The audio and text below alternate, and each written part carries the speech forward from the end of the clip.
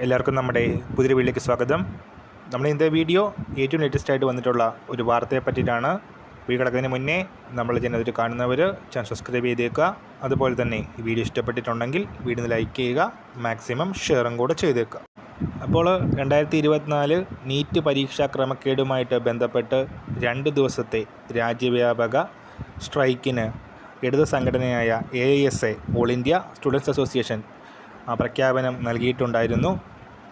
നിലവിൽ ഈ ഒരു സംഘടന മാത്രമാണ് ഈ ഒരു സ്ട്രൈക്കിന് ആഹ്വാനം ചെയ്തിട്ടുള്ളത്.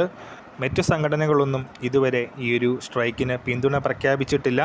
അപ്പോൾ AISA എന്ന് പറയുന്ന സംഘടന ആക്റ്റീവായിട്ടുള്ളത് ഡൽഹി, ചണ്ഡീഗഡ്, ഉത്തരാഖണ്ഡ്, ഉത്തർപ്രദേശ്, ആസാം, ബീഹാർ, ജാർഖണ്ഡ്, വെസ്റ്റ് ബംഗാൾ, ത്രിപുര എന്നീ സംസ്ഥാനങ്ങളിലാണ് ഇവർക്ക് ആക്റ്റീവ് ഓർഗനൈസേഷൻ ഉള്ളത്. അതുകൊണ്ട് തന്നെ ദേശവ്യാപകമായിട്ട് ഈ ഒരു സംഘടന ആഹ്വാനം ചെയ്ത സ്ട്രൈക്കിന് കേരളത്തിൽ ബാധകമാകാനുള്ള സാധ്യത കുറവാണ്.